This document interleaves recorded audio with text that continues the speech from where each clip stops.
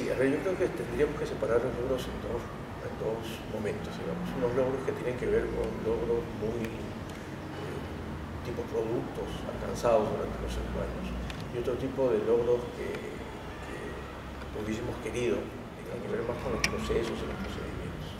Entonces, en el primer caso me refiero a que, por ejemplo, durante este gobierno se aprobó la ley de carrera pública, el gobierno anterior, se aprobó la ley de carrera pública magisterial, que creo que ha sido un hito importante para el desarrollo profesional de los docentes, más allá de las dificultades que puede haber tenido en su implementación. Durante el gobierno anterior se aprobó como política de Estado el Proyecto Educativo Nacional, que fue otro hito importante. Creo que es de los pocos países en América Latina que a lo largo de casi 5 años se hizo un trabajo, poco más de 5 años se hizo un trabajo concertado, tratando de buscar la mayor cantidad de consenso para pensar cuál es la educación que necesitábamos todos en el país. Es otro producto importante. Uno tercero tiene que ver con que haya instalado el gobierno actuaciones de medición de la calidad y de logros de aprendizaje de los estudiantes. Más allá de las discusiones técnicas de que si debería ser censal o muestral, o cuestiones muy técnicas de la evaluación, se instaló esta práctica, creo yo, que es bastante atino, en saber que se ha producido ya una cultura de evaluación y los chicos saben que van a ser evaluados y esto tiene sus pros, también sus contras, pero tiene eso.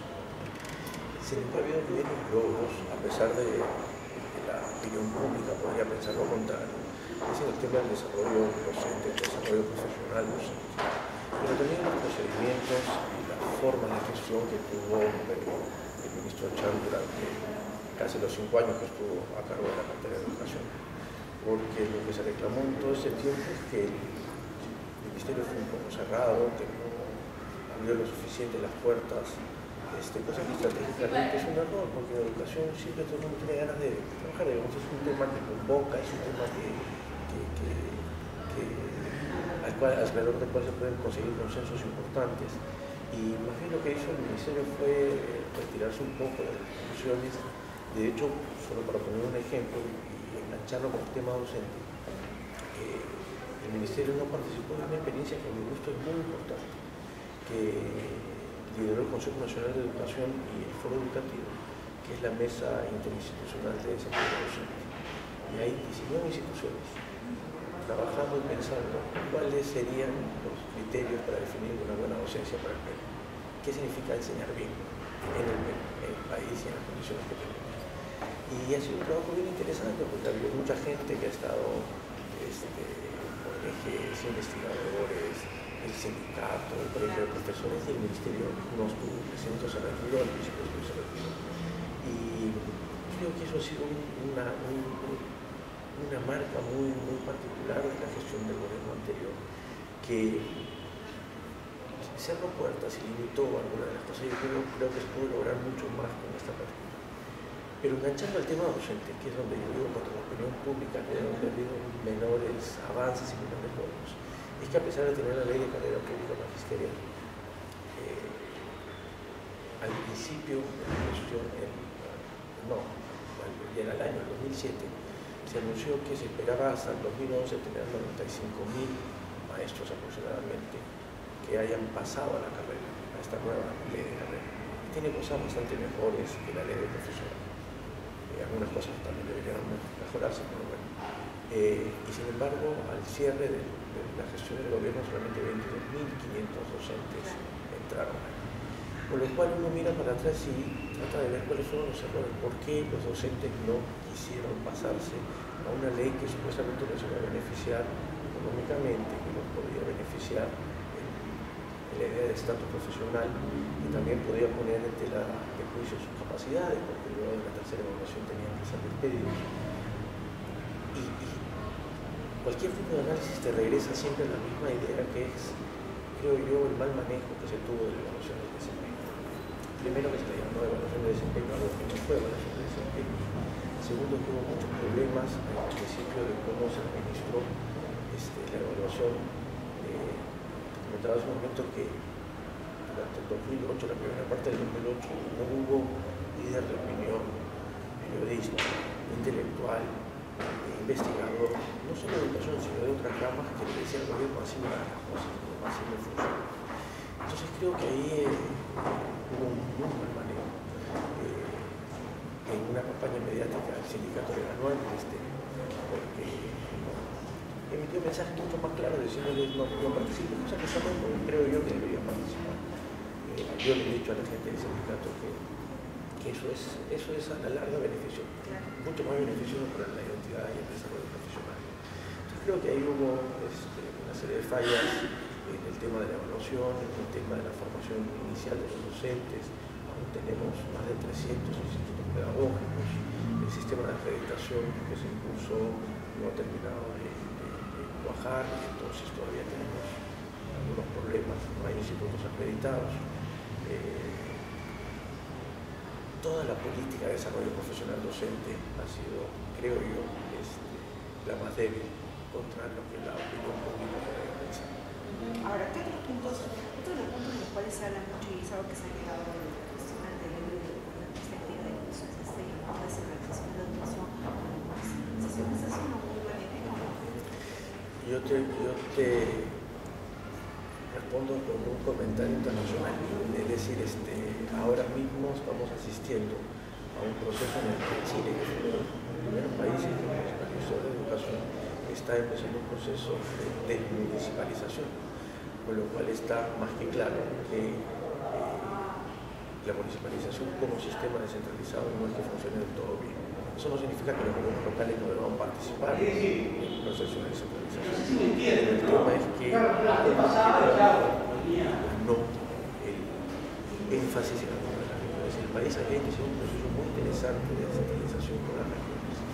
Todas las regiones tienen un proyecto educativo regional, al que viene hecho de manera concertada, con un apoyo técnico de la mayoría de ellos de la cooperación internacional, del propio Consejo Nacional de Educación, y luego aparece la municipalización como cambiando el rumbo del proceso de descentralización educativa.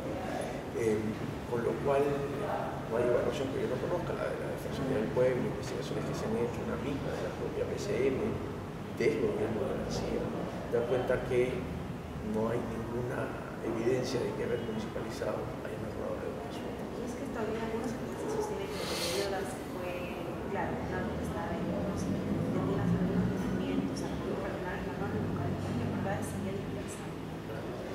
Sí, además recuerdo yo una entrevista que hice con un estudio sobre el plan piloto, apenas salió a un distrito Tumbes, donde el alcalde no sabía qué hacer. Lo que decía era, ojalá nos den computadoras para poder hacer. Entonces, sí, evidentemente, esto no significa que no participe, ¿no? Pero digamos, el rol de la municipalidad podría haber estado pensado desde otra manera y era fortalecer el liderazgo que los gobiernos regionales habían tomado en la educación avanzando, ¿no? Pero el trasfondo era un trasfondo político en el fondo, ¿no? Porque había pocas regiones, digamos, con el partido de gobierno y había que... Y lo otro son ideas que van cayendo, ¿no? En Colombia se desmunicipalizó el asunto, en Chile se desmunicipalizó. Mis colegas de educación se molestan conmigo cuando lo digo, pero no solo se necesita tener más plata, sino tener capacidad de gasto. Y lo que yo creo que en educación hemos terminado de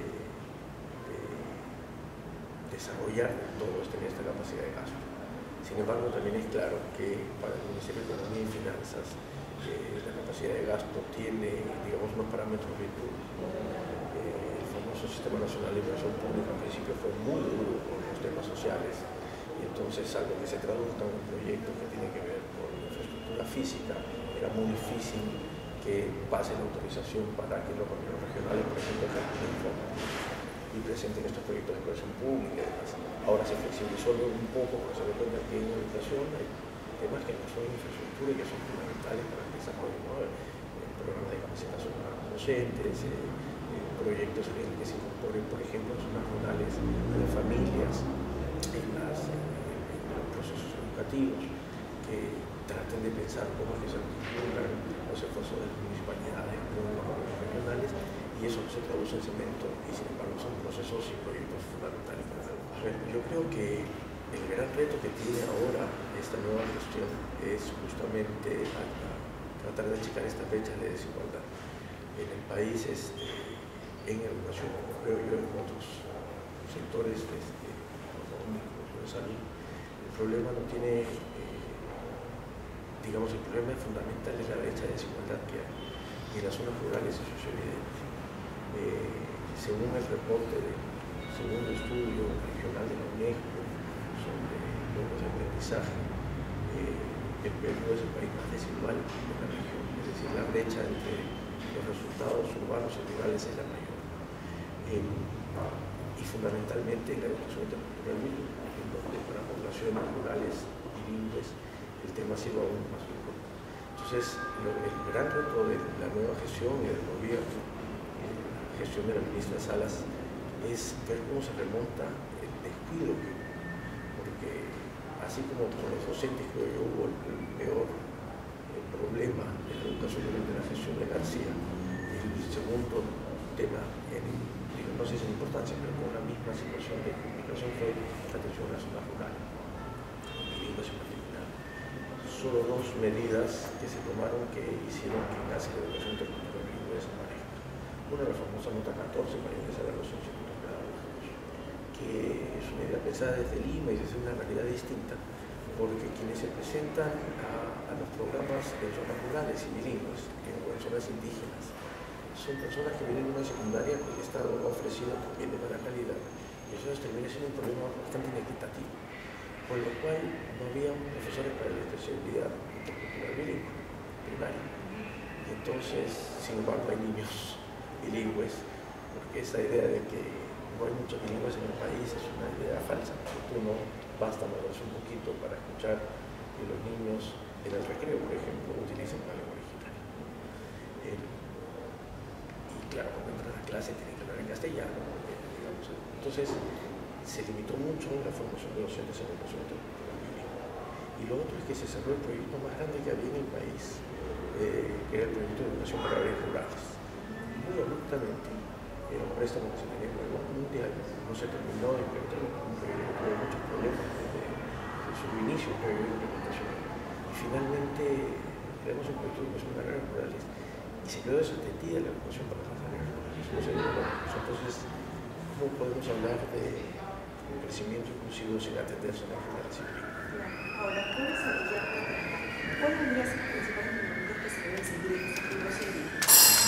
Ahora, lo primero, voy a echarle agua a mi molino, digamos, por el tema docente, que es el tema que trabajo y que investigo fundamentalmente. Lo primero que creo que debería hacer es una cosa simbólica, pero fundamental, que es tratar de recomponer una relación con el magisterio, entre el Estado y la sociedad. No puede ser, no hay posibilidad de cambio educativo sin participación comprometida de los docentes. No hay política educativa que funcione si los docentes no están convencidos de ellos. No hay mandato imperativo si los docentes no están comprometidos con ello. Porque a la hora que el docente cierra la puerta de su salón, está delante de esos 30 niños y esas 30 niñas, él es el que va a resolver el asunto. Y podemos estar nosotros conversando sobre la educación, mientras ahora, a esta misma hora, hay un profesor que cierra la puerta y está haciendo su clase. Entonces, sin ellos no hay posibilidad de cambio. Y recomponer una relación con el magisterio, tratar de recuperar el prestigio del magisterio, tratar de reconocer que la profesión docente es una profesión que merece ser atendida de la mejor manera posible, es una de las primeras grandes tareas. Una de las segundas tareas tiene que ver con cómo crear la evaluación del desempeño, que es una tarea fundamental. No estoy en contra de que se pueda evaluar la evaluación. Y